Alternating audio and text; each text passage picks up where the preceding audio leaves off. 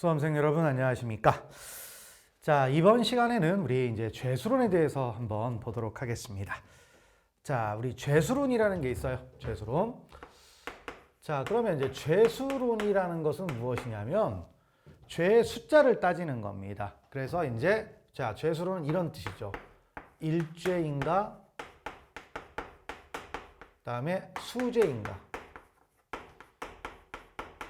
이런 것들에 관한 논의가 무엇이다? 바로 죄수론이라고 할 수가 있습니다. 일죄, 수죄. 그러니까 어떤 행위가 이제 일죄냐, 하나의 죄냐, 그다음에 여러 개의 죄냐 이런 걸 따지는 거죠. 그래서 이런 것들을 논하는 파트를 뭐라고 한다? 바로 죄수론이라고 합니다. 그러면 죄수론은 형식적으로는 우리가 자 이제 범죄론이라는 게 있죠. 범죄론. 그래서 지금까지 자 뭐죠? 구성요건, 위법성, 책임, 미수, 공범 이런 것들을 배웠는데 이게 범죄론이에요. 범죄론. 그 다음에 이제 범죄론이 끝나고 나면 뭐 합니까? 바로 형벌론이라는 게 있죠. 형벌은 이제 어떻게 죄를 부과할지를 따지는 거죠.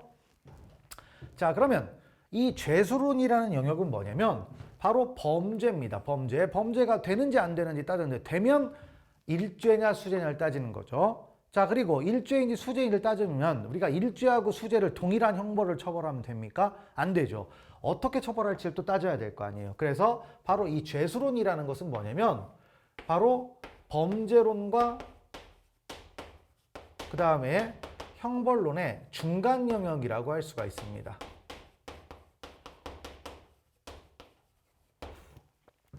범죄론과 형벌론의 뭐다? 중간 영역이에요. 그러니까 형식적으로는 범죄론에 들어가 있긴 하지만은 중간에 있는 거라고 볼 수가 있습니다. 그리고 이제 우리가 수험적으로 보통 취급할 때에는 죄수론하고 형벌론을 또 묶어요. 그러니까 죄수론을 범죄론 쪽에 놓는 게 아니라 형벌론하고 같이 놓습니다. 그래서 이제 그렇게 놔 있다라는 거죠. 그래서 물론 의미는 있는 파트지만은 수험적으로는 중요성은 좀 떨어진다라고 볼 수가 있습니다. 자, 그래서 이제 이런 내용들을 이제 보는데요. 그러면 자 이제 일죄인지 수죄인지를 따져야 됩니다. 그러면 이제 여기서 어떻게 되냐? 죄수 결정의 이제 뭐다? 기준이라는 게 있죠. 그러니까 중구난방으로 뭐 표준이라고 쓸까요? 기준이라고 쓸까요? 그래서 중구난방으로 죄수를 막 마음대로 법관이 그냥 이거 일죄로 하고 싶어, 수죄로 하고 싶어. 그래서 정하면 되겠습니까? 안 되죠. 그래서 죄수 결정에 뭐가 있다?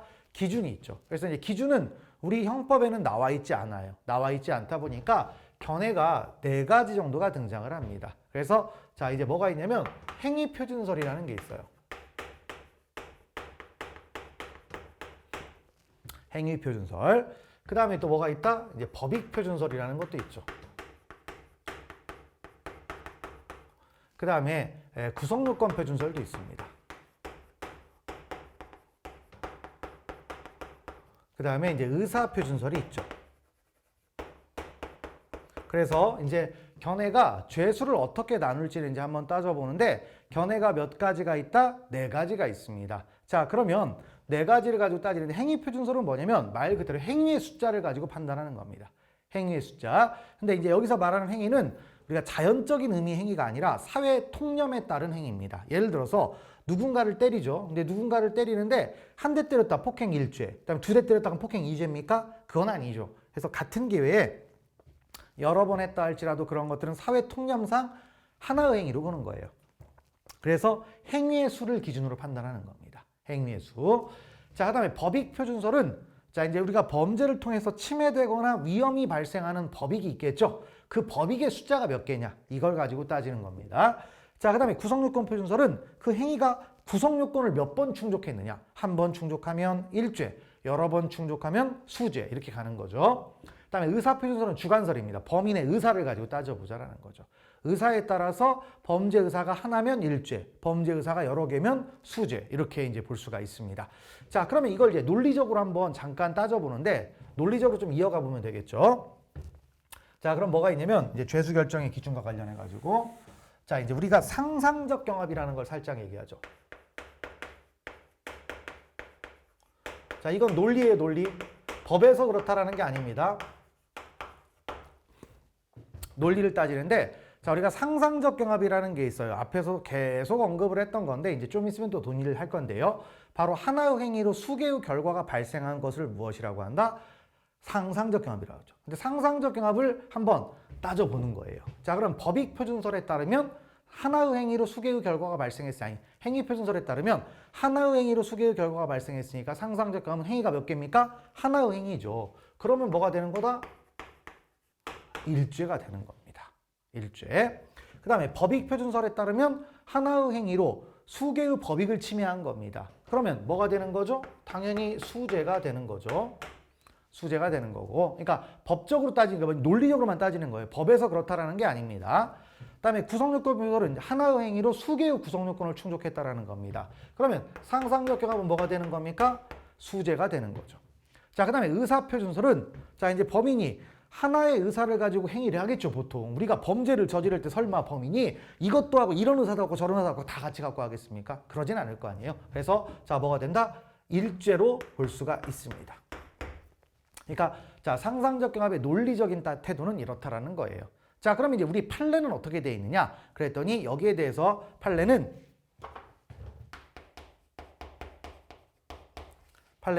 일관적이지 않습니다.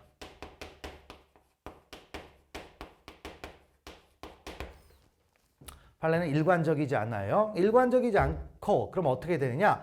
여기 네 가지의 견해를 다 취급을 하고 있습니다. 그래서 이제 어떻게 되냐면 자, 이제 물론 대체적으로는 법익 표준설이나 구성요건 표준설을 취하고 있어요. 대체적으로는 물론 이제 판례가 이렇게 두 가지를 얘기하는데 실제로는 대부분 여기로 갑니다.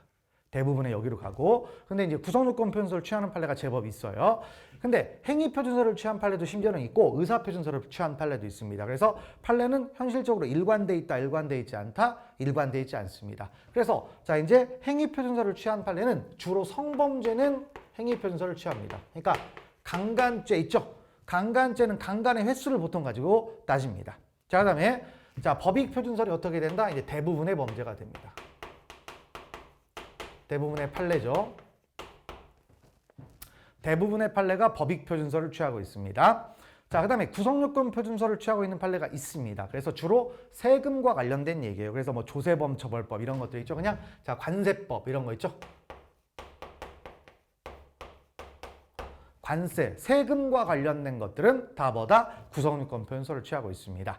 자, 그 다음에 의사표준설은 우리가 나중에 포괄일주에서 나오는데 연속범에 대해서 의사표준설을 취하고 있습니다. 그래서 자, 이제 이게 우리 이제 죄수 결정의 기준이라고 할 수가 있습니다. 그래서 요 흐름들을 좀 이제 알아두시면 좋을 것 같아요. 그래서 자, 이제 2020년도 이후부터 요 판례가 요걸 묻는 문제가 한 2번 정도 등장을 했어요. 그래서 대단히 이제 의미가 있는 내용이라고 할 수가 있습니다.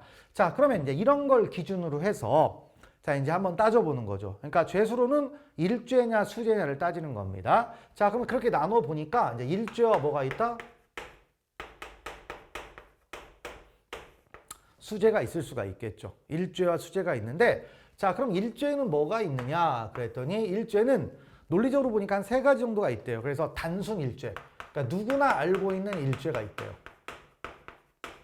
누구나 알고 있는 일죄가 있고, 그다음에 두 번째는 뭐가 있다? 법조 경합이라는 게 있습니다. 자, 법조 경합은 부진정 경합이라고도 하고 외견상 경합이라고도 합니다. 자, 그다음에 뭐 또 있다? 토괄 일죄도 있습니다. 이렇게 나누는 거예요. 나누는 거. 근데 참고로 이거 못 나눴다라고 해서 공부 못하고 그런 거 아닙니다. 그래서 우리가 죄수론이라는 게 상당히 비중이 높지는 않기 때문에 흐름들만 간단하게 보는 거죠. 자, 그럼 이제 수재는 또 뭐가 있느냐? 그랬더니 자, 수재는 방금 전에 얘기했던 뭐가 있습니까? 상상적 경합이 있죠.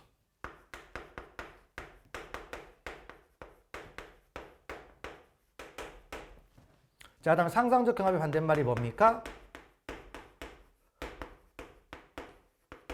실체적 경합이 있습니다. 실체적 경합. 그래서 자, 상상적 경합, 실체적 경합 일단 나중에 보고 자, 일단 일죄 정도를 보시면 되겠죠. 그래서 단순 일죄, 우리가 알고 있는 일반적인 죄는 다 뭐다? 단순 일죄라고 할 수가 있습니다. 자, 그리고요. 그다음에 이제 법조 경합이라는 건 뭐 얘기했지만 방금 전에 얘기했지만 자, 부진정 경합이라고도 하고 그다음에 외견상 경합이라고도 합니다.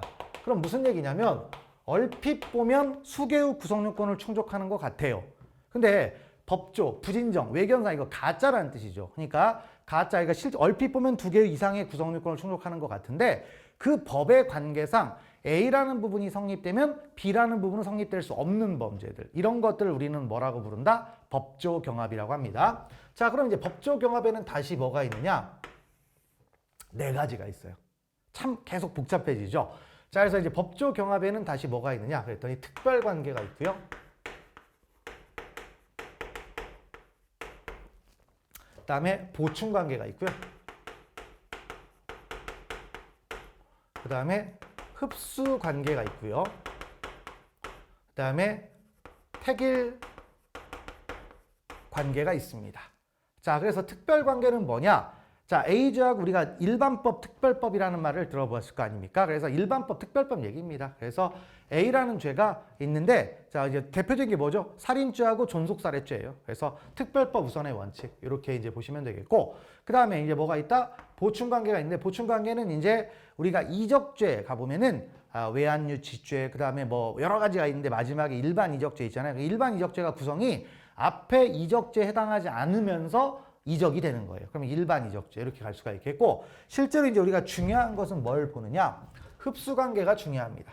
흡수관계. 이 부분을 정확하게 좀 생각을 하시면 될 것 같고요. 택일관계는 우리 형법에는 마땅히 없어요. 뭐냐면 처음부터 구성요건이 A 또는 B예요. A가 되면 B가 안 되고 B가 되면 A가 안 되고, 제가 그런 범죄를 택일관계라고 할 수가 있습니다. 그래서 이 부분을 이제 보는데, 그럼 이제 흡수관계를 조금 신경을 쓰시면 될 것 같습니다. 왜냐? 특별관계는 뭐예요? 존속살해죄하고 보통살해죄가 있습니다. 그럼 무슨 죄가 성립한다? 존속살해죄가 성립하죠.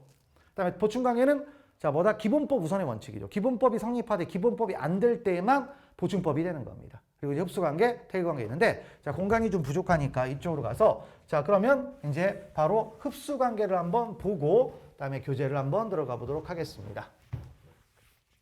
자, 그럼 이제 흡수관계가 있는데,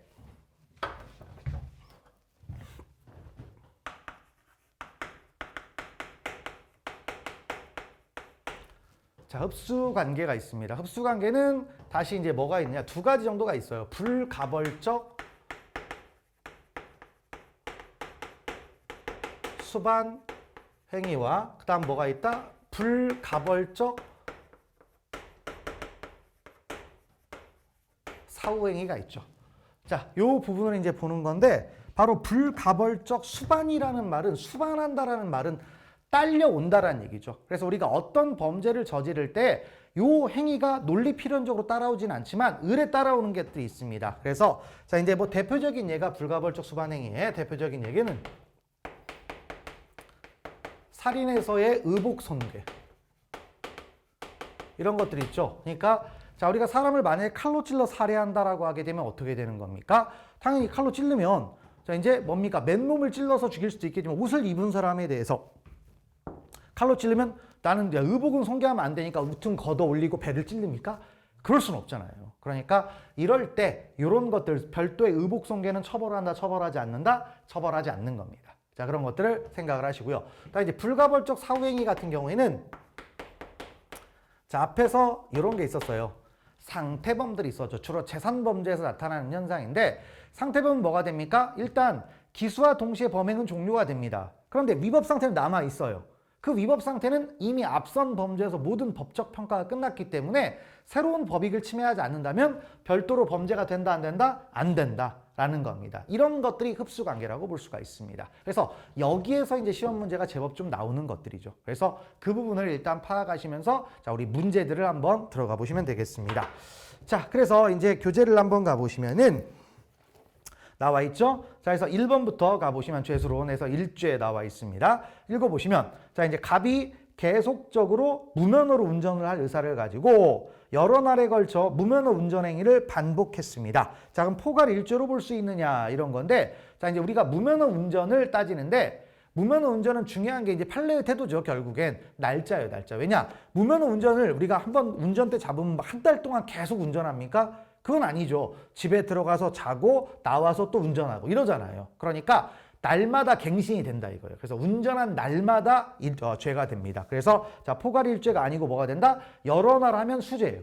여러 날 하면 수죄다. 됐고 넘어가시고, 그다음에 이제 최근 판례가 하나 있죠. 그래서 2번 문제를 가보면 무면허 운전으로 인한 도로교통법 위반죄는 운전한 날마다 무면허 운전으로 인한 도로교통법 위반죄 일죄가 성립한다. 원론적인 얘기죠. 원론적인. 그 다음에 이제 특이한 말 있죠. 같은 날 무면허 운전 행위를 여러 차례 반복한 경우라도 그 범위의 단일성 내지 계속성이 인정되지 않거나 범행 방법 등이 동일하지 않는다. 그럼 어떻게 된다? 경합범위 된다. 그러니까 이런 경우를 생각할 수가 있습니다. 내가 어찌어찌해서 오늘 무면허 운전을 오전에 했어요. 그러고 나서 이제 일상생활을 하고 있다가 또 갑자기 무슨 일이 생겨가지고 또 운전을 한 겁니다. 그러면 이미 중간에 시간적 간격이 있는 거잖아요. 그렇게 되면 법익이 다르다라고 해가지고 수재가 될 수도 있다는 겁니다. 그래서 1번, 2번 비교하면 되겠죠. 그러니까 2번이 이제 의미가 있겠네요. 2번 두 가지 문장이 있죠. 자, 그래서 같은 의사로 하게 되면 일죄. 근데 설령 같은 나라 했다 할지라도 뭐가 된다? 의사가 달라지면 이죄. 이렇게 된다는 얘기입니다. 됐고. 자, 그 다음에 3번. 3번 뭐예요? 바로 행위표준설. 그래서 미성년자 의제강간죄 또는 미성년자 의제 강제추행죄 이런 것들은 성범죄죠. 그럼 행위 심하다 한 개의 범죄가 성립한다. 그래서 행위표준설의 입장이라고 할 수가 있습니다. 자, 그 다음에 4번 피해자를 위협하여 항거불능하게 했습니다. 그럼 1회 가늠하고 200m쯤 자 오다가 체크하세요. 오다가를 체크하고 요거는 범행이 종료됐다 안 됐다? 종료가 안 된 거예요. 오다가 다시 일에 가늠했습니다. 그러면 자 이제 비록 우리가 강간에 대해서 행위표준설이라고 했지만 행위는 어떤 거라고 했습니까? 사회 상규의 사회 통념에 따라 판단한다라고 했잖아요. 그럼 범행이 종료되지 않았으니까 여러 번 가늠을 했다 할지라도 뭐가 된다? 일죄로 보겠다라는 겁니다. 그래서 종료가 안 됐기 때문에 전체적으로 하나의 행위가 된다.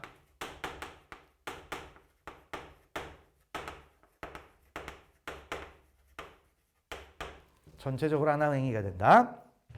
자, 그런 것들을 알아주시면 되겠고, 그 다음에 5번째로 가보면 물품을 수입하는 무역업자가 그 물품을 같은 해 세 차례에 걸쳐 수입하면서 그때마다 과세 가격 또는 관세율을 허위로 신고하여 관세를 포탈을 했대요. 자, 그러면 신고할 때마다 뭐가 되겠습니까? 당연히 자 밀수를 여러 번 하면 뭐 포괄 일죄겠죠? 아니죠. 그러니까 할 때마다 뭐가 된다? 관세를 계속해서 포탈할 거예요. 그래서 구성요건 따지는데 포괄하여가 아니고 수입 신고 시마다 일죄가 성립을 합니다.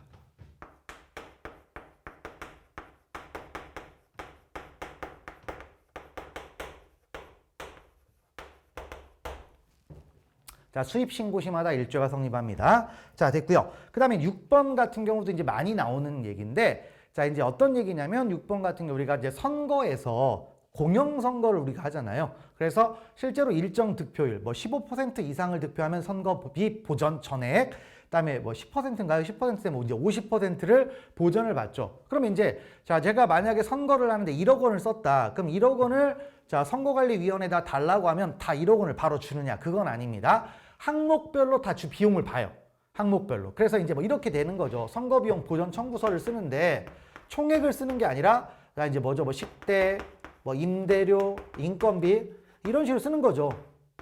뭐 광고비 쓰는데 자, 요것도 다 법적으로 한도가 정해져 있어요. 그런데 어쨌든 1억 원을 맞추는데 1억 원을 하면서 그냥 맞춘 겁니다. 2,500 여기도 2,500, 2,500, 2,500 이거 다 가짜예요. 자, 그러면 항목별로 뭐다 허위가 되느냐 사기가 되느냐 이런 얘기예요. 근데 그건 아니고 청구서 하나를 내잖아요. 그럼 전체적인 의사는 뭐가 된다? 하나의 의사가 되고 그걸 가지고 청구를 했기 때문에 뭐다? 구성요건도 법익도 뭐다? 결국엔 하나의 법익을 침해했다라는 겁니다. 일죄가 된다 이거죠. 그러니까 각각이 되는 게 아니라 그냥 전체. 아시겠죠? 일죄. 그래서 요걸 보시면 돼. 사기죄의 뭐가 된다? 포괄 일죄가 되는 겁니다.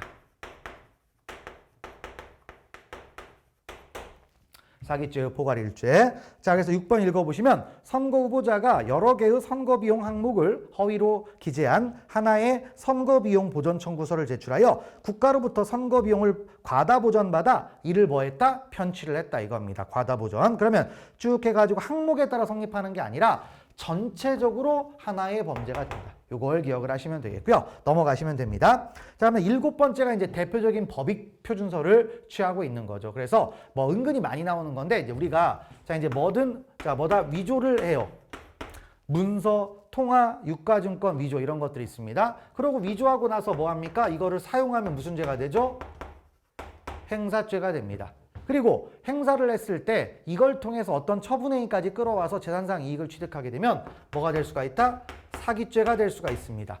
자, 그러면 이제 학자분들은 자, 여기와 여기의 관계는 어떻게 되느냐? 그랬더니 대다수의 학자분들은 위조죄 따로 행사죄 따로니까 실체적 경합이라고 합니다. 그리고 여기는 어떻게 얘기하냐면 이건 하나의 행위 아니냐. 그래서 상상적 경합이라고 해요. 그런데 그렇지 않고 우리 판례의 태도는 전부 다 침해되는 법익이 같다 다르다 다르다. 그래서 전부 다 실체적 경합이라고 합니다. 그러니까 기본적으로 몇 가지 유죄가 성립합니까? 3개 유죄가 성립을 하는 거예요. 예를 들어서 어떤 사람이 사문서를 위조를 했어요. 그러고 나서 그걸 가지고 소송사기를 제기하기 위해서 법원에 제출을 했죠. 그러면 위조사문서 행사죄와 사기죄까지 성립합니다. 그래서 총 몇 개 유죄가 성립한다? 3개 유죄가 성립하는 겁니다. 3개 유죄. 그럼 형량이 엄청 높아지겠죠? 네, 그렇게 이제 됩니다. 그런 것들을 알아주시고 가시면 되겠습니다. 자, 그래서 7번. 자, 위조통화를 행사하여 재물을 불법 영득한 경우에는 위조통화 행사죄와 그 다음 뭐다? 사기죄는 뭐가 된다? 실체적 경합. 그 다음에 여기도 실체적 경합이에요. 그러니까 총 몇 개 유죄? 3개 유죄가 되는 겁니다. 그런 것들을 파악을 하시면 되겠고요. 넘어가시고. 그 다음에 8번째. 요것도 좀 잠깐 봐야 되겠네요. 자, 우리가 법익표준설에 따르면 자, 이제 이것도 지우고요. 법익표준설에 따르면 침해되는 법익의 숫자가 있잖아요. 침해되는 법익의 숫자. 이걸 가지고 따졌는데 그 법익이 전속적 법익이냐 비전속적 법익이냐에 따라 달라집니다.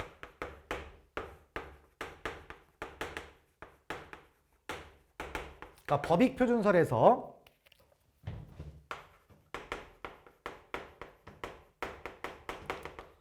자, 법익표준설이 있는데 전속적 법익과 비전속적 법익이 있어요. 전속적은 그 사람만이 일신에 전속하는 그런 것들이죠. 뭐 생명, 신체, 명예, 자유 이런 것들이 있죠. 이런 것들은 이제 어떻게 되느냐 그랬더니 여기에서 따지는 것은 어떻게 된다? 피해자의 수를 기준으로 판단합니다. 피해자의 수. 그 다음에 비전속적 법익은 뭐가 되냐면 재산이에요. 주로 재산인데 관리의 수를 가지고 따지면 됩니다. 관리자가 몇 명이냐 이런 거예요. 관리권이 몇 개 있느냐 이런 걸 가지고 따지면 됩니다. 자, 그럼 8번째를 들어가 보게 되면 수인의 피해자에 대해서 체크할까요? 각 피해자별로. 그러니까 지금 자, 피해자인데 쭉 사기죄인데요. 사기죄는 재산 비전속적이니까 뭘 따집니까? 관리. 그러면 그 사람마다 관리인이 따로따로 있을 거 아니에요. 그래서 피해자별로 기망행위를 하여 각각 재물행위를 재물을 편취한 경우에도 범위가 단일하다. 그건 중요하지 않습니다. 그럼 뭐가 된다? 피해자별로 사기죄가 성립합니다. 왜냐하면 비전속적 법이지만 관리의 숫자잖아요. 피해자 각각 따로따로 있어. A집, B집, C집 따로따로 있습니다. 그럼 그렇게 되는 거죠. 그 다음에 9번도 마찬가지겠죠. 관리의 수를 따지는데 절도범이 갑의 집에 침입하여 그 집의 방 안에서 그 소유의 재물을 절취하고 그 무렵 그 집에 또 체크할까요? 새 들어 사는 을의 방 여기를 체크하시고 절취하다 미수에 그쳤대요. 그러니까 주인 집도 털고 그다음에 새 집 털다가 미수에 그쳤대요. 그럼 몇 개의 법익을 침해한 겁니까? 관리가 2개죠. 주인 집, 새 집 따로따로 있잖아요. 그러니까 뭐가 된다? 경합범이 되는 거죠. 2개의 죄를 절도를 저질렀다라는 겁니다. 그래서 별개의 죄가 된다. 됐고 넘어가시고요. 그다음에 10번째 가보면 자, 피해자를 1회 강간하여 상처를 입게 한 후, 자, 체크할까요? 약 1시간 후. 그 다음에 또 뭐죠? 장소도 옮겼어요. 그러면 여기서 뭐가 됐다? 범위가 새롭게 갱신이 되는 겁니다. 그러면 어떻게 된다? 또 간음을 했으면 앞에 거 강간, 뒤에 거 강간 따로따로 있죠. 그래서 경합범이 되는 겁니다. 넘어가시고요. 그 다음에 이제 11번째를 가보면, 자, 이제 11번째는 바로 우리가 흡수관계에 뭐가 있다? 불가벌적 수반행위와 불가벌적 사후행위가 있다고 했죠? 자, 그래서 흡수관계. 요걸 생각을 하시면 되겠습니다. 자, 갑이 A를 살해할 목적으로 흉기를 구입하여 A의 집 앞에서 A를 기다렸으나 만나지 못하였고 다음날 쭉 해가지고 뭘 했습니까? 맥주 안에 독약으로 몰래 먹다 폭통만 일으켰다. 그러니까 지금 앞에 부분은 뭐 한 거예요? 자, 기다렸다. 살인을 지금 뭐 한 거죠? 예비를 했죠. 그러고 나서 실패한 다음에 또 약을 먹였는데 안 죽었어요. 그래서 뭐가 됐다? 살인 미수가 됐습니다. 그러고 나서 쭉 해가지고 결국엔 자동차를 치워 죽였어요. 자, 살인 기수 드디어 성공을 했습니다. 그러면 자, 뭐가 된다? 3개의 죄가 성립하느냐? 그렇지 않다 이거예요. 그래서 뭐죠? 자, 우리 예비죄는 뭐라고 했어요? 발현 형태설이죠. 발전 과정이에요. 그러니까 여기로 가면 뭐가 된다? 흡수. 그다음에 또 여기로 가면 뭐가 된다? 흡수가 되는 거죠. 발전 과정이니까. 발전 과정. 그래서 자, 뭐다? 쭉 해서 미수죄, 기수죄의 경합범이 된다가 아니라 전체적으로 살인죄의 일죄가 된다.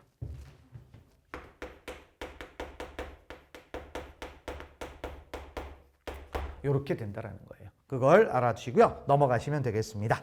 자, 자, 그 다음에 이제 상상적 경합하고 바로 법조 경합을 구별하는 겁니다. 상상적 경합은 몇 죄? 수죄. 그 다음에 바로 법조 경합은 여기 이제 앞에가 법조 경합이잖아요. 법조 경합은 몇 죄? 1죄죠, 1죄. 구별하는 거예요, 구별하는 거. 그래서 용어인데 판례같이 쓰는 문장이에요. 그래서 처음부터 읽어보시면 의미가 있겠습니다. 상상적 경합은 한 개의 행위가 실질적으로 수개의 구성 요건을 충족하는 경우를 말하고, 그래서 상상적 경합은 우리 이론적으로 그렇게 됐지만 결국에 판례의 태도는 수죄가 되는 거예요. 끊어주시고요. 그 다음에 법조 경합은 한 개의 행위가 외관상 수개의 죄의 구성 요건에 해당하는 것처럼 보이나 실질적으로 1죄만을 구성하는 경우다. 1죄, 실질적으로 1죄예요. 그러니까 법조 경합은 몇 죄다? 1죄가 되는 겁니다. 그러면 실질적으로 1죄인가 수죄인가는 구성 요건적 평가와 법익적인 측면. 그래서 법익 표준설, 구성 요건 표준설. 이걸 가지고 따진다라는 거예요. 그런 취지를 알아주시면 되겠고, 그 다음에 이제 13번은 뭡니까? 바로 특별관계. 우리가 자 이제 보충관계, 아니 흡수관계가 뭐가 있다고 했어요? 특별관계, 보충관계, 그 다음 뭡니까? 흡수관계, 택일관계 있다고 했죠? 네, 특별관계가 첫 번째 나온 겁니다. 읽어보시면 법조 경합의 한 형태인 특별관계란 어느 구성요건이 다른 구성요건의 모든 요소를 포함하는 이외에 다른 요소를 구비하여 성립하는 경우로서 특별관계에 있어서는 특별법의 구성요건을 충족하는 행위는 일반법의 구성요건을 충족하겠죠. 하지만 반대로 일반법의 구성요건을 충족해서도 특별법은 충족한다 못한다? 못하는 거죠. 그래서 특별법 우선의 원칙이 되는 겁니다. 거기다 써놓으면 되죠. 특별법 우선의 원칙이다.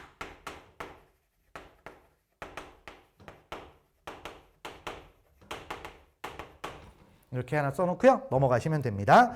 자, 그 다음에 이제 그런 특별관계를 따지는 건데, 자, 14번 공무원인 의사 체크하시면 되겠습니다. 자, 공무원인 의사가 공무소의 명의로 허위진단서를 작성을 했습니다. 자, 그러면 우리가 이제 공무원이냐 의사냐 이게 중요한데, 공무원이 중요해요. 공무원이 중요하기 때문에 사인인 의사가 허위로 진단서를 작성하면 허위 진단서 작성죄가 되죠. 하지만 공무원인 의사가 허위 진단서를 만들면 허위 공문서 작성죄가 됩니다. 그래서 허위 공문서 작성죄만 성립합니다. 그게 바로 특별관계라는 겁니다.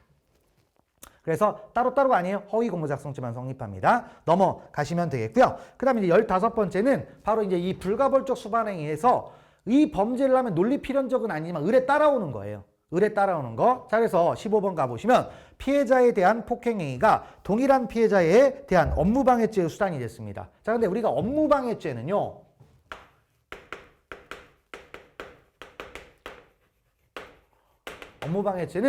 자, 이제 허위사실 유포, 위계, 위력입니다.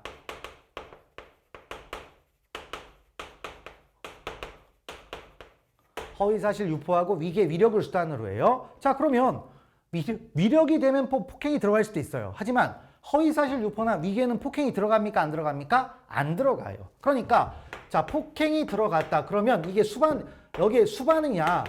그러지 않는다 이겁니다. 수반하지 않아요. 그러니까 그럴 수도 있지만 안 그럴 수 있는 경우도 많다라는 겁니다. 그러니까 뭐가 돼요? 폭행을 했다. 그럼 별개의 범죄가 됩니다. 별개의 범죄. 자, 그래서 15번 가보시면 피해자에 대한 폭행행위가 동일한 피해자에 대한 업무방해죄의 수단이 된 경우 그러한 폭행행위는 이른바 불가벌적 수반행위에 해당하여 업무방해죄에 흡수된다고 볼 수 있다 없다? 없다라는 겁니다. 별개의 죄가 됩니다. 그래서 수반하지 않고 별개의 범죄가 되는 거예요.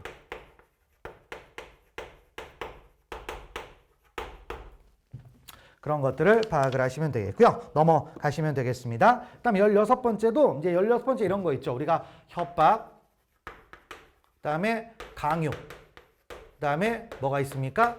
공갈. 이런 패턴도 좀 알아두면 되겠죠. 그래서 협박, 해악을 고지하는 거고요. 그 다음에 강요는 폭행 또는 협박으로 의무 업무 일을 하게 하거나 그 다음에 권리 행사를 방해하는 거죠. 그 다음에 강요는 폭행 또는 협박으로 외포에 빠지게 한 다음에 재물을 편취하거나 제한상 임을 편취하는 거, 갈취하는 거예요. 그래서 이렇게 되는데 이렇게 가면 흡수가 돼요. 여기도 마찬가지로 뭐가 된다? 흡수가 되고 여기에서 여기로 가도 흡수가 됩니다. 그러니까 발전 과정하는 겁니다. 돈까지 받아냈다 무슨 죄? 공갈죄. 그 다음 의무업무를 했다 강요죄, 협박으로 끝났다 협박죄예요. 그러니까 협박을 해서 돈까지 받아냈다 공갈죄가 되는 겁니다. 공갈죄. 자, 그래서 16번 들어가 보면 피고인이 피해자와의 동거를 정산하는 과정에서 피해자에 대한 금전 채권이 있다고 하더라도 그 권리 행사를 빙자하여 사회통념상 용인하기 어려운 정도의 를 넘는 협박을 수단으로 사용을 했다. 그러면 돈까지 들어간 거 협박을 했잖아요. 그럼 뭐가 된다? 공갈죄가 된다라는 겁니다. 됐고 넘어가시고 그다음에 17번째. 자, 기망의 방법으로 자기가 점유하는 타인의 재물을 영득했대요. 자, 그러면 기망의 방법으로 타인의 자기가 점유하는 재물인데 자, 원래 우리가 사기는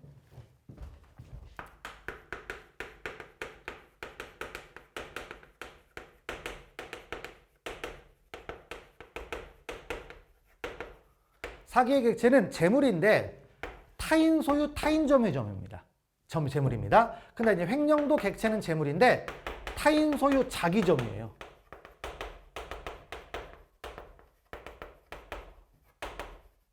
자기 점유. 그러니까 타인 점유냐 자기 점유를 따지는 거죠. 자, 그러면 자기가 점유하는 타인의 재물을 기망행위로 영득을 했습니다. 사기죄의 구속 요건이 안 돼요. 그럼 뭐만 남는다? 횡령만 남아요. 횡령만. 그래서 17번째 횡령죄만 성립한다라는 거였고요. 넘어가시면 되겠습니다. 자, 됐고 그다음에 18번째도 이제 쭉 나오는데 18번째부터는 이제 뭐냐면 일단 이 부분도 이제 뭐죠? 이제 일단 여기서 이제 불가벌적 수반행위, 사후행위 이런 것들을 봤고 그다음에 이제 표현에서 이제 흡수가 되는 것들이죠. 흡수가 되는 건데 자, 일단 어떤 얘기가 있냐면 18번째 우리가 특별관계 이런 것들을 한번 생각을 하면 되는데 특별관계에서 이제 또 이런 것들이 있죠. 뭐냐면 자기범과 부자기범이 경합을 합니다.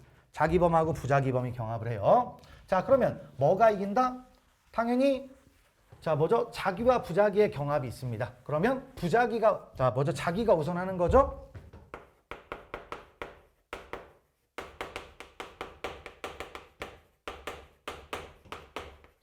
하나의 행위가 자기적인 요소와 부자기적인 요소와 경합을 합니다. 그러면 우리 판례는 자기 우선 부자기 보충 이렇게 갑니다.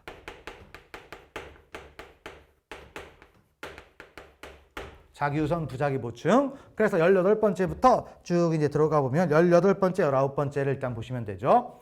자, 경찰 공무원이 지명수배 중인 범인을 발견하고도 직무상 의무에 따른 적절한 조치를 취하지 아니하고 오히려 범인을 도피하게 했습니다. 그럼 뭐죠? 자기적인 범인 도피죄와 부자기적인 직무유기죄가 경합을 하는데 뭐만 성립해요? 범인 도피죄만 성립하는 거죠. 자, 그런 것들 보시고요. 그다음에 19번째. 자, 경찰관이 압수물을 범죄 혐의의 입증에 사용하도록 하는 등의 적절한 조치를 취하지 않은 채 부하 직원에게 지시해서 돌려줬습니다. 그러면 뭐가 돼요? 돌려주면 증거를 인멸한 겁니다. 그리고 자, 하면 안 되는데 일단 이런 걸 안 한 거잖아요. 그러니까 제대로 증거를 보존하지 않은 거잖아요. 그럼 직무유기가 될 텐데 뭐가 이겨요? 당연히 자기우선 부자기 보충이니까 요게 성립하는 거죠. 바로 증거인멸죄만 성립하고 부자기범인 직무유기는 따로 성립한다, 성립하지 않는다, 성립하지 않는다. 앞에서 다 배웠던 얘기들입니다. 자, 그 다음에 이제 20번째 이런 것들은 이제 뭐죠? 불가벌적 수반행위 뭐 이런 걸 생각을 하시면 되겠습니다. 자, 그래서 우리가 신용카드 부정사용죄가 있습니다.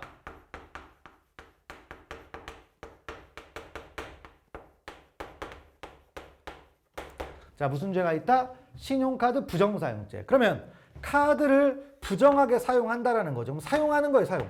우리가 카드를 어떻게 씁니까? 카드를 제시하죠. 그러면 제시해가지고 여기에서 이제 좀 금액이 나오면 사인하라고 하잖아요. 사인하라고 합니다. 그러면 그 사인을 하는 거예요. 그런데 만약에 신용카드 부정사용죄는 뭐냐면 훔치거나 강취한 카드를 자, 그냥 사용하는 겁니다. 허락 안 받고. 그러면 누구 이름을 써야 됩니까? 서명할 때 그 카드 명의자 이름을 쓸 거 아니에요. 그러면 당연히 이걸 부정 사용하면 당연히 남의 이름을 권한 없었으니까 사문서를 위조한 게 되는 거예요. 그 다음에 이것을 사인한 것을 다시 가맹점에 줘야 되잖아요. 그러면 뭐가 된다? 위조 사문서 행사가 당연히 이 안에 들어가 있습니다. 그러니까 별도로 이 부분은 뭐가 된다? 성립한다, 성립하지 않는다, 성립하지 않는 거죠. 여기 다 흡수가 되는 거예요. 흡수가 되는 겁니다. 자, 그래서 20번 가보시면 분실한 신용카드를 습득한 자가 대금 결제를 위하여 가맹점에 신용카드를 제시하고 매출표에 서명하여 이를 교부하는 일련의 행위를 한 경우 신용카드 부정사용죄, 그다음에 사문서 위조, 동행사죄의 상상적 경합이 된다 했는데 그런 게 아니고 그냥 신용카드 부정사용죄로 되는 겁니다. 신용카드 부정사기. 물론 나중에 돈을 받고 이러면 사기죄가 별도로 성립하긴 하지만 이 카드 사용과 관련해서는 요 부분은 별도로 성립한다, 성립하지 않는다, 성립하지 않는 거예요. 됐고 넘어가시고 그다음에 21번째 유세품에 대하여 수입면허 없이 수입함으로써 관세를 포탈했습니다. 그러면 무면허 수입, 밀수죠, 밀수. 자, 그러니까 왜 밀수를 잡죠? 관세를 포탈하기 때문에 그런 거잖아요. 그러니까 밀수를 하면 관세 포탈은 당연한 거예요. 당연한 거. 그러니까 뭐죠? 관세 포탈 안에 밀수는 당연히 들어가 있다 이거죠. 그래서 흡수가 된다라는 겁니다. 그래서 마저 읽어보시면 유세품에 대하여 수입면허 없이 수입함으로써 관세를 포탈하는 경우 무면허 수입죄는 관세 포탈죄에 흡수되어 관세 포탈죄만이 성립하게 돼 있다라는 겁니다. 자, 그런 것들을 파악하시면 되겠고 넘어가시면 되겠습니다. 자, 그 다음에 이제 우리가 불가벌적 수반행위, 뭐 사후행위죠. 사후행위. 그러면 자, 이제 별도의 구성 요건을 충족하는 것처럼 보이지만 앞선 행위에서 모든 법적 평가가 끝났기 때문에 별도로 처벌하지 않는 거예요. 그래서 새로운 법익 침해가 없는 한 처벌하지 않습니다. 자, 그래서 22번부터 들어가 보면 종친회 회장이 자, 위조한 종친회 규약 등을 공탁관에게 제출하는 방법으로 종친회를 피공탁자로 하여 자, 공탁된 수용보상금을 출급받아 일단 편취를 했습니다. 자, 그러면 요게 뭐가 된다? 기본적으로 자, 이제 뭐가 될 수가 있습니까? 뭐 횡령, 기망이니까 뭐 사기죄가 뭐 일단 뭐 될 수가 있겠죠, 사기죄. 그래서 사기죄가 성립을 했어요. 받으면 안 되는데 받았으니까. 그러고 나서 그다음에 이제 이곳을 알고 종친회가 달라고 요구하니까 원래 이거 종친회 돈이잖아요. 그러니까 달라고 했을 때 횡령이 별도로 성립하느냐? 그랬더니 이미 사기로 끝났다. 그래서 뒤에 반환을 거부한 것은 불가벌적 뭐가 된다? 사후행위가 된다라는 겁니다. 그러니까 사기였으면 거기서 끝났다는 얘기죠. 새로운 법익 침해가 없는 한 별도의 범죄가 성립하지 않는다는 얘기입니다. 넘어가시고요. 그 다음에 23번째로 가보면 자, 채무자가 자신의 부동산에 간 명의로 허위의 금전 채권에 기한 담보 가등기를 설정하여 강제집행 면탈죄가 성립된 자 후에다가 동그라미 칠까요? 일단 강제집행 면탈죄가 성립했어요. 자, 그 다음에 그 부동산을 을에게 양도하여 을 명의로 이루어진 가등기 양도 및 본등기를 격려한 행위는 자, 뭐다? 강제집행 면탈죄 불가벌적 사후행위에 해당하느냐 했는데 자, 우리가 강제집행 면탈죄는 어떤 겁니까? 일단 허위 양도한 거예요. 채무를 면탈할 목적으로 자, 허위 양도해서 채권자를 해하면 성립하는 겁니다. 그럼 거기서 이미 뭐가 됐어요? 이미 기수가 됐잖아요. 그럼 뒷행위는 새로운 법익 침해가 있냐 없냐를 따지는 건데 이거 팔아먹었잖아요. 그러면 채권자 입장에서는 요 자기의 재산을 잃을 염려가 생기는 거죠. 그래서 새로운 법익 침해가 있다.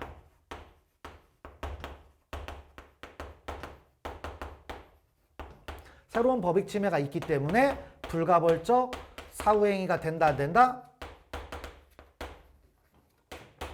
자, 불가벌적 사후행위가 아니라는 거죠. 자, 그런 것들을 알아두시면 되겠습니다. 자, 그 다음에 24번도 이제 마찬가지입니다. 그러니까 우리가 불가벌적 사후행위는 새로운 법익 침해가 있냐 없냐를 가지고 판단하면 됩니다. 자, 그래서 24번 부정한 이익을 얻거나 기업에 손해를 가할 목적으로 그 기업에 유용한 영업비밀이 담겨있는 타인의 재물을 일단 뭘 했다? 절취했어요. 그럼 절도죄는 이미 기수가 됐겠죠. 그 다음에 그 영업비밀을 또 체크할까요? 부정사용. 자, 그러면 영업비밀을 부정사용하면 또 회사에게 피해가 생길 거 아닙니까? 그래서 이게 부정경쟁방지법이 또 성립한다 이거예요. 그래서 새로운 법익 침해가 있다 없다? 있다. 그래서 바로 자 뭐죠? 부정사용은 절도의 불가벌적 사후행위가 아니라는 거죠. 경합범이 된다는 얘기입니다. 경합범. 자, 그 다음에 25번째 자동차를 뭐 했다? 절취. 그 다음에 자동차 번호판을 떼어냈습니다. 근데 자동차를 절취했다라고 했을 때 이미 끝났긴 했지만은 번호판이라는 건 새로운 또 어떤 법익이 있잖아요. 새로운 법익을 침해하는 거죠. 그러니까 공기요 이런 것들을 침해하는 겁니다. 그러니까 불가벌적 사후행위가 아닌 거죠. 그래서 자, 새로운 법익 침해가 있냐 없냐를 따지는 거예요.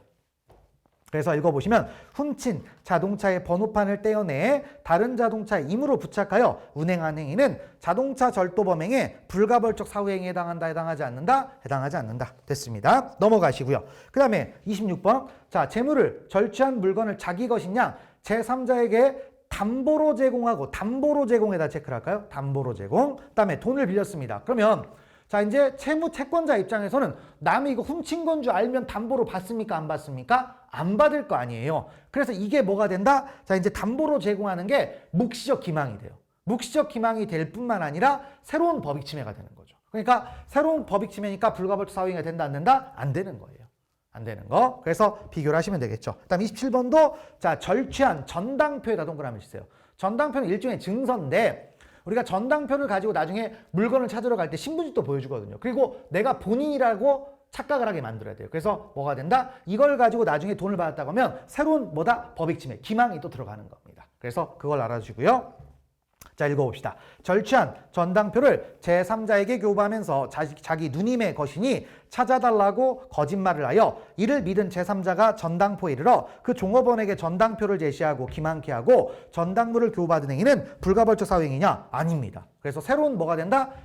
자, 불가벌적 사유행위 아니고 기망, 사기가 돼요. 사기가 된다. 자, 그걸 알아주고요. 근데 이제 비교를 할 게 열차 승차권 있죠. 열차 승차권. 뭐 아니면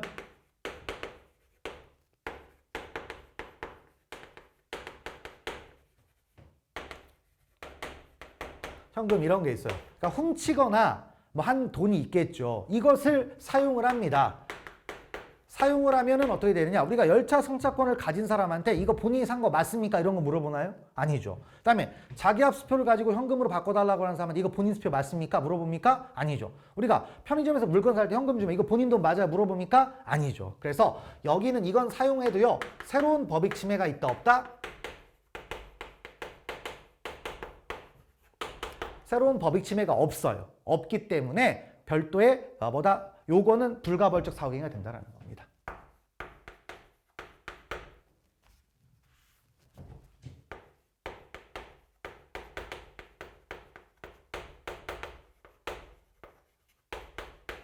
불가벌적 사후행위가 된다는 거죠. 그래서 28번 사기죄 안 됩니다. 절도죄로 끝나는 거예요.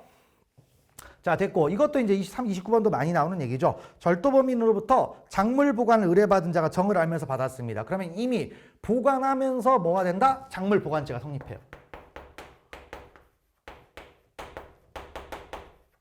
작물 보관죄가 이미 성립했습니다. 이미 여기서 법적 평가는 끝나요. 그런데 보관하다가 원래 남의 거 가지고 있다 견물생심이 생기잖아요. 그러니까 하고 나서 이 작물을 빼돌렸습니다. 그러면 별도 횡령이 되느냐? 그랬더니 여기에서 모든 법적 평가가 끝났다. 그래서 새로운 법익 침해가 없기 때문에 자, 이것도 뭐가 된다? 불가벌적 사후행위다. 그래서 횡령죄는 된다 안 된다? 안 된다라는 겁니다. 뭐 잘 나오는 것들이니까 좀 알아두시면 되겠죠. 자, 그래서 29번 절도범인으로부터 작물 보관 의뢰를 받은 자가 그 정을 알면서 이를 인도받아 보관하고 있다가 이분 처분하였다 하여도 작물 보관죄가 성립하는 때에는 자, 이미 그 소유자의 소유물 추구권을 침해하였으므로 그 후의 횡령행위는 불가벌적 사후행위다. 그래서 새로운 법익 침해가 있냐 없냐를 따지는데 이미 여기서 모든 법적 평가가 끝났다라는 거예요. 그래서 이런 것들을 잘 기억하시면 되겠습니다. 자, 됐고요. 그다음에 30번 가보면 피고인이 당초부터 피해자를 기망하여 약소고음을 교부받은 경우에는 자, 그 즉시 사기죄가 일단 성립합니다. 그러고 나서 그 후 이를 피해자에 대한 피고인의 채권의 변제에 충당을 했습니다. 그러면 이미 사기를 저질렀잖아요. 그래서 약소고음은 유가증권입니다. 유가증권은 점유 갖고 소유가 되는 거니까 그걸 사용하더라도 뭐가 된다? 새로운 법익 침해가 있다 없다? 없게 되는 거예요. 똑같이 가면 유가증권이라고 생각을 하는 겁니다. 자, 됐고요. 다음 31번은 나중에 자, 우리가 이제 횡령 파트 가면 다시 한번 나오는 건데 그냥 일단 보시면 되죠. 전기통신 금융사기는 자, 범인 동그라미 주세요. 범인. 그러니까 보이스피싱 범이요. 피해자를 기망하여 피해자의 자금을 사기 이용계좌로 송금 이체받은 후 사기 이용계좌에서 현금을 인출을 했습니다. 그러면 범인은 일단 지금 우리가 보이스피싱 범은 법적으로 무슨 죄입니까? 사기죄죠. 그러면 거기에 들어온 돈을 가져왔을 거 아니에요. 그럼 이 가져온 것은 이미 사기에서 법적 평가가 끝났기 때문에 사기로 끝나지 현금을 인출하는 건 별도의 횡령이 된다 안 된다? 안 된다라는 겁니다. 나중에 다시 언급이 될 거니까 알아두시면 되겠죠. 넘어가시면 됩니다. 다음 32번도 자, 사기와 비슷한 범죄가 뭐가 있다? 공갈죄가 있어요. 그래서 자, 사기나 공갈은 처분행위가 있는 거예요. 그래서 실제로 이렇게 해서 편취하거나 갈취한 돈은 누구 거? 내 것이 됩니다. 내 것이니까 새로운 법익 침해가 있다 없다? 없죠. 없기 때문에 이 부분은 별도의 범죄가 안 되는 겁니다. 자, 32번 가보면 예금주인 현금카드 소유자를 협박하여 그 카드 자 갈취 동그라미 치고요. 피해자의 승낙에 현금카드를 사용할 권한을 자 부여를 받았습니다. 권한이 생긴 거죠. 그러니까 공갈죄 하나로 끝나야 되지 현금카드에 돈 뽑은 거 별도의 절도가 되느냐? 아니다 이거예요. 이미 공갈죄로 모든 법적 형가가 끝났다는 겁니다. 넘어가시면 되겠네요. 자, 그 다음에 자, 뭐죠? 34번, 33번, 34번 이제 가보시면 되는데 명의 수탁자가 신탁받은 부동산의 일부에 대한 토지 수용 보상금 중 자, 일부를 소비 체크하시고요. 그러니까 보상금이 한 10억 중 나왔는데 이제 뭐다? 그 중에서 일부를 소비했습니다. 그리고 자, 또 뭐죠? 이어 수용되지 않은 나머지 부동산 전체에 대해 반환을 거부했다. 그러니까 지금 부동산이 이만큼이 있는데 자, 이만큼이 수용이 됐어요. 자, 그럼 이 보상금을 어떻게 됩니까? 자, 보상금을 뭐 한 거예요? 지 맘대로 소비했죠. 그 다음에 지금 이거 수용이 안 됐어요. 이 땅에 대해서 이제 이렇게 지금 빼돌리니까 종친해서 야, 돌려줘 했더니 반환을 거부한 거예요.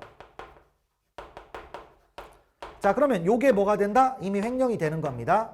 횡령이 되는데 이 반환 거부한 것은 여기에 불가벌적 사후행위냐 별도의 범죄가 되느냐 있죠. 자, 근데 지금 일부 땅이 나눠지잖아요.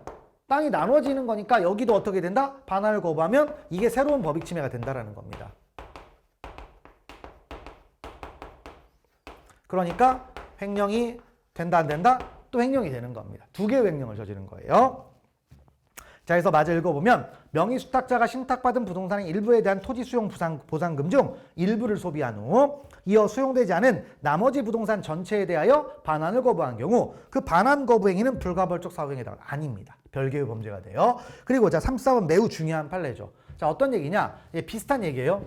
요거하고 이제 비슷한 건데 자, 예전에는 이제 안 된다고 했다가 이제 뭐 한 십몇 년 전에 판례가 바뀐 건데 이런 거라고 생각하시면 됩니다. 그러니까 만약에 한 10억짜리 건물이 있어요. 10억짜리 건물이 있습니다. 이제 건물이 있는데 여기에다가 자, 이제 명의자가 이제 위탁 취지에 반해가지고 여기다 저당권을 설정을 한 거예요. 저당권을 설정했습니다. 이제 보관자가. 자, 그럼 저당권을 설정했는데 만약에 3억짜리 저당권을 설정했다 칩시다. 그럼 요게 뭐가 된다? 횡령입니다. 그러니까 지금 뭐다 잘 보관하라고 했더니 가서 돈 빌린 거예요. 이걸 가지고 담보 제공해가지고.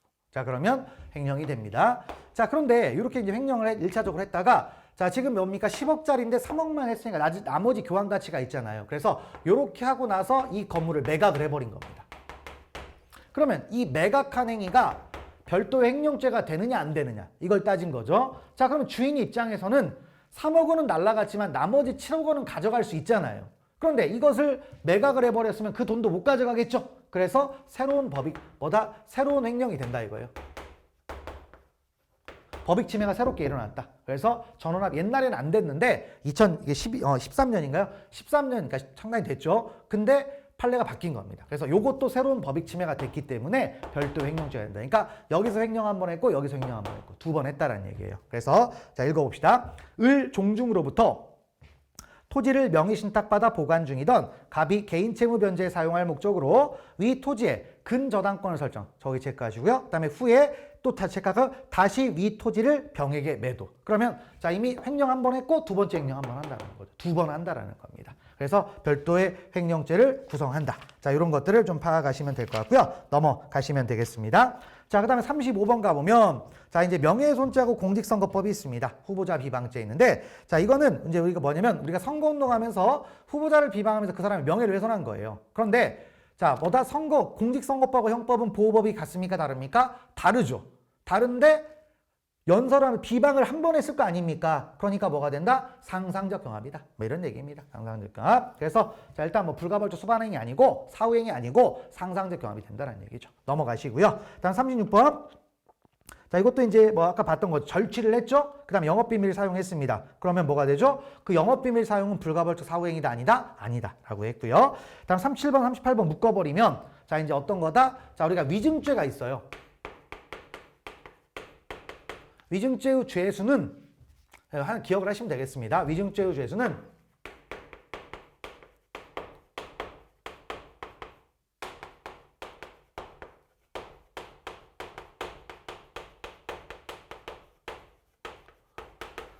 자, 선서의 수가 기준입니다. 선서를 몇 번 했냐가 제일 중요합니다. 그래서 선서 한 번 하고 거짓말 100번 했어요. 1죄입니다. 1죄. 그걸 보시면 되죠. 그래서 37번 자, 뭐다? 한 번 선서니까 포괄하여 일중죄 하나. 그 다음에 38번 가보면 같은 신급에서 선서 한 번 했습니다. 그럼 뭐가 돼요? 일죄죠. 일죄. 그래서 선서의 숫자가 제일 중요하겠습니다. 자, 그런 것들을 좀 일단 기억하시고 뭐 포괄 일죄와 관련된 얘기들인데요. 자, 그러면 이제 포괄 일죄를 한번 들어가 보도록 하죠. 조금 시간이 오버가 되긴 하는데 자, 우리가 이제 방금 법조 경합까지 봤고 그다음에 이제 포괄 일죄가 있습니다. 일죄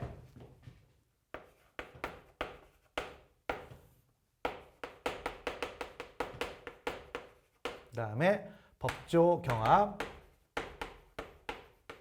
그다음에 포괄 일죄가 있다라고 했습니다. 자, 그럼 이제 포괄 일죄는 뭐가 있냐면 뭐 이런 게 있어요. 뭐다 결합법. 그다음에 계속법. 그다음에 뭐 접속법. 그다음에 연속법. 그다음에 뭐 집합법. 요렇게 이제 포괄 일죄 있습니다. 근데 참고로 이거 몰라도 돼요. 몰라도 되는 거고. 그다음에 집합법은 또 뭐가 있다? 뭐 영업법, 직업법, 상습법.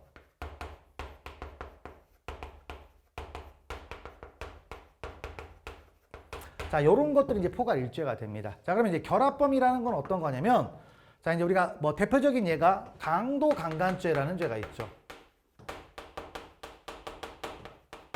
자, 무슨 죄? 강도 강간죄에서 강도가 강간을 하면 강도 강간죄라는 일죄가 성립을 해요. 그러니까 우리가 이 죄가 없으면 어떻게 됩니까? 강도죄 따로 강간죄 따로 성립해야 되겠죠? 근데 강도죄와 강간죄가 결합된 형태입니다. 그래서 그냥 일죄로 묶어버리는 거예요. 자, 그런 게 있겠고 그다음에 계속범 있었죠? 계속범은 뭐의 반대말? 즉시범의 반대말. 그래서 자, 기수 이후에도 위법 상태가 계속 유지되고 있는 범죄였습니다. 그다음에 접속범, 요게 좀 까다롭죠. 그래서 접속범이 있는데 접속범이라는 것은 자, 이제 여러 개의 행위를 해요. 그런데 시간적 장소로 접착됐다고 해서 그냥 일죄로 봐버리는 겁니다. 일죄로. 그러니까 대표적인 예가 이런 겁니다. 자, 도둑놈이 우리 집에 들어와 가지고요. 우리 집을 싹 털어가요. 그럼 싹 털어가면 어떻게 됩니까? 냉장고도 털고 전자레인지도 털고 뭐 컴퓨터도 털고 다 가져갈 거 아니에요. 그러면 계속 왔다 갔다 했으니까 이게 수죄냐? 아니라는 거죠. 그냥 하나의 집을 통째로 들고 간 거잖아요. 그러니까 그냥 연속돼서 접속돼서 했기 때문에 뭐가 된다? 일죄로 보겠다. 이런 얘기입니다. 그다음에 연속범은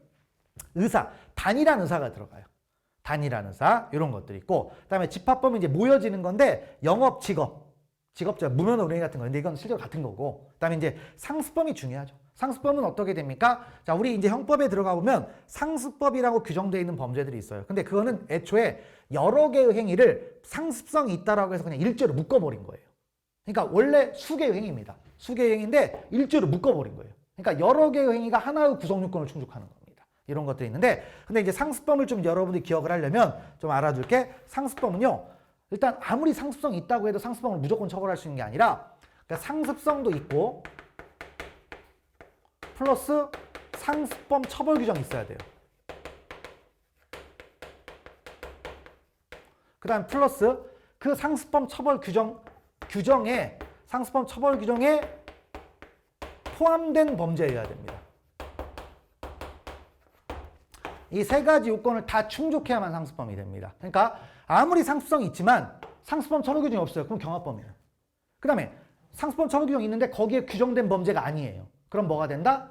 경합범이 되는 겁니다. 그걸 기억을 하시고요. 그래서 39번 들어가 보시면 자, 저작권자가 같더라도 각각의 저작물에 대한 저작권 침해, 저작자산권 침해는 원칙적으로 각 별개의 죄를 구성하지만 거기 끊어주시고 그다음에 끊어주시고 그래서 자, 뭐가 된다? 자, 뭐다 여러 번 저작권자 같더라도 저작권 여러 개 있다 이거. 이건 좀 다른 얘기네요. 일단 그런 것들 보시는데 저작자산권 침해 행위는 원칙적으로 뭐다? 별개의 죄를 구성한다. 그리고 하나 끊어주시고 단일하고도 계속된 범위 아래 자, 동일한 저작물에 대한 침해 행위가 일정 기간 반복하행이 됐대요. 그러면 단일하고도 계속되다 보면 연속범 정도 생각할 수가 있는 거죠. 그래서 포괄 일죄가 된다. 근데 뭐 이걸 접속범으로 보는 경우도 있습니다. 근데 중요한 건 그 쉼표 다음부터 단일하고도 계속된 범위 아래 동일한 법익 침해가 반복이 됐다. 그러면 다 일죄로 봅니다. 일죄. 그래서 그 문장을 좀 기억을 하시면 될 것 같고요. 넘어가시면 되겠습니다. 그리고 여러 가지 이제 문제들이 나옵니다. 자, 40번.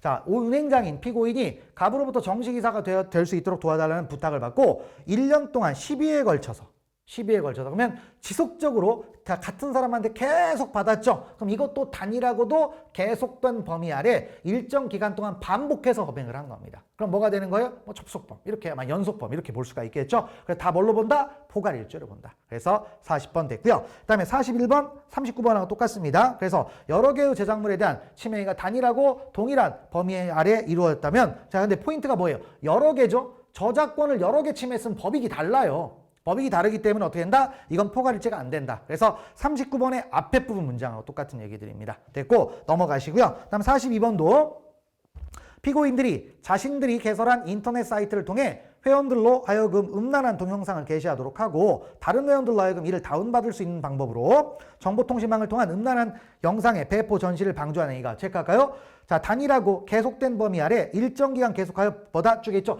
이 말 나오면 무조건 피해 법, 뭐다? 포괄일죄라는 겁니다. 그거를 알아주시면 되겠습니다. 넘어가시면 되겠어요. 자, 그 다음에 43번도 같은 취지. 그 다음에 자 44번 가보시면 이건 나중에 강론 가면 나오는 건데요. 자, 세 번째 줄에 가보세요. 구성하거나 이에 가입한 자. 그러니까 범죄한테 주입죄인데 구성하거나 가입했는데 구성원으로 활동을 했습니다. 그러면 뭐가 된다?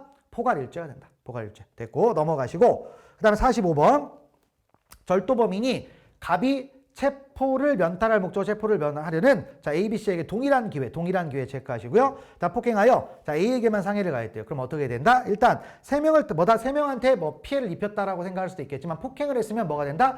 절도가 체포를 면탈해 폭행하면 뭐가 됩니까? 강도가 돼요.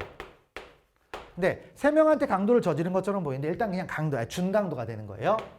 근데 준강도가 되는데 그 중에 뭐 했습니까? 한 명을 다치게 했습니다. 그렇죠? 하나를 다치게 했다. 그럼 준강도가 사람을 상해를 했습니다. 그럼 우리 형법 무슨 죄가 되죠?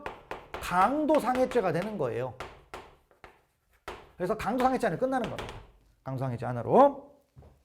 자, 그래서 포괄해서 그냥 강도상해죄. 그래서 45번 중요한 판례입니다. 됐고, 그 다음에 46번. 자, 동일한 기회에 동일한 범죄의 태양으로 수에 걸친 예금 인출행위로 다시 할까요? 수인의 피해자. 피해자가 몇 명? 여러 명이 있대요. 그러면 피해법익이 같다, 다르다? 다르죠. 그러면 절대로 연속범 접수범 이런 거 안 돼요. 안 되니까 뭐다? 경합범이 되는 겁니다. 포괄일죄가 안 되는 거죠. 넘어가시면 되겠고. 자, 그 다음에 47번. 수개의 행위가 여러 개의 구성요건을 충족합니다. 수개의 여러 개의 구성요건을 충족하면 포괄일죄가 될 수 있나요? 안 되죠. 안 되죠. 여러 개의 구성요건을 충족했다는 얘기는 이미 수재입니다. 됐고. 그 다음에 자, 횡령, 배임의 행위와 사기 행위가 포괄일죄가 될 수 있냐? 완전히 구성요건이 다릅니다. 이건 포괄일죄가 될 수가 없어요. 그렇게 법을 못 만들어요. 됐고, 그 다음에 48번 음주 상태로 자동차를 운전하다가 제1차 사고를 내고 또 체크할까요? 그대로 진행. 그럼 그대로 진행이면 멈췄습니까? 안 멈췄습니까? 안 멈췄죠. 그럼 연속된 행위로 보는 겁니다. 그래서 포괄일죄 넘어가시면 되겠고요. 일단 49번. 49번은 이제 뭐냐면 여기서 자 이제 상습성 있고 상습범 처벌 있고 규정된 범죄가 있을 거 아니에요. 근데 그걸 여러 개를 만약에 했다 이겁니다. 그러면 이제 어떤 걸로 처벌해야 되느냐? 그랬더니 가장 중한 죄로 처벌합니다. 중한 죄 앞에 상습을 붙이면 됩니다. 이렇게 가장 중한 죄 앞에 상습. 그래서 읽어보시면 어디 있습니까? 49번이죠. 갑에게 폭행 범행을 반복하여 저지르는 습벽이 있고 그다음에 이러한 습벽에 의하여 습벽이 상습성입니다. A를 단순 폭행하고 갑의 어머니 B를 존속 폭행했습니다. 그러면 이게 전체 상습범으로 묶인 거예요. 규정이 다 있다 보니까. 그럼 어떻게 된다?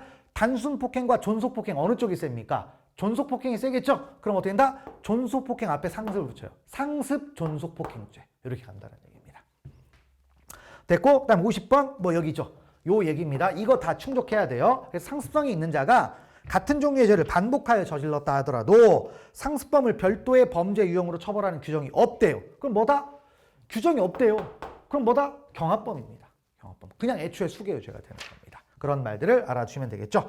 자, 그 다음에 자, 51번, 52번 나중에 절도죄가 하면 다시 나와요. 그러니까 지금 얘기하면 좀 길어지는데 주간 체크하시고요. 그래서 상습절도 안에 주거침입죄는 없습니다. 그래서 자, 상습절도에 주거침입죄가 없기 때문에 주거침입이 들어간 거는 뭐다? 별도로 뺀다. 경합범 되는 거고요. 그다음에 비교하는 게 그러니까 거기다 써놓으면 51번은 형법상 상습절도.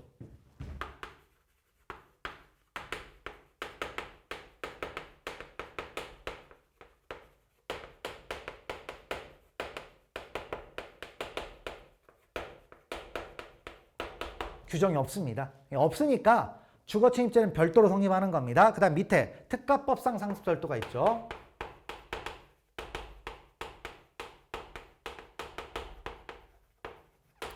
자, 이쪽은 주거 침입죄가 규정돼 있다, 안 돼 있다? 규정이 돼 있어요. 그러니까 주거침입죄가 특가법상 상습절도로 기소가 되면 별도로 주거침입죄가 성립합니까? 안 합니까? 안 한다라는 얘기예요. 그래서 자 51번, 52번 그냥 보시고요. 53번 보겠습니다. 자 포괄일죄가 있는데 이제 포괄일죄는 어떤 현상이 벌어지냐면 일죄예요. 근데 이제 이게 형사소송법으로 들어가 보게 되면 일죄인데 중간에 끊어지면 수죄로 바뀌기도 합니다. 근데 이제 그건 동종의 확정 판결이라는 건데 이제 이게 규정이 돼 있지만 여러분들 시험에 이렇게 좀 어렵긴 할 거니까 잘 안 나올 것 같긴 하니까요. 일단 보시면 포괄일죄 중간에 자체가 다른 종류의 확정 판결이 있습니다. 그러니까 별종해제. 그러니까 거기다 써놓으면 그냥 써놓고 나중에 그냥 생각을 하시면 될 것 같아요. 이 부분은. 그래서 동종의 확정 판결이 껴있으면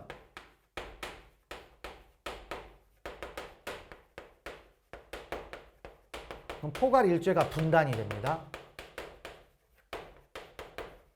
나중에 이제 소송법에서 기판력과 관련된 거고요. 그다음에 이제 별종의 죄가 확정 판결이 들어가 있어요.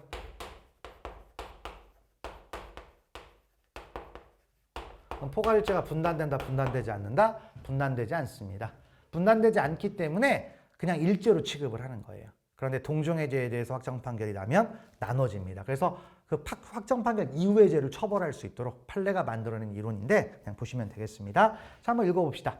포괄일죄의 중간에 다른 종류의 확정 판결이 껴있는 경우에는 그 확정 판결 때문에 포괄적 범죄가 둘로 나뉜다, 나뉘지 않는다, 나뉘지 않습니다. 자, 그래서 일단 그런 것들을 좀 파악을 하시면 되겠습니다. 상당히 양이 많죠. 그래서 자, 우리가 지금 이제 죄수론에서 일죄에 관한 내용들을 봤습니다. 물론 죄수 결정 기준도 중요했고요. 자, 이런 걸 봤습니다. 자, 그리고 이제 수재가 남았는데요. 자, 수재부터는 다음 시간부터 진행하도록 하겠습니다.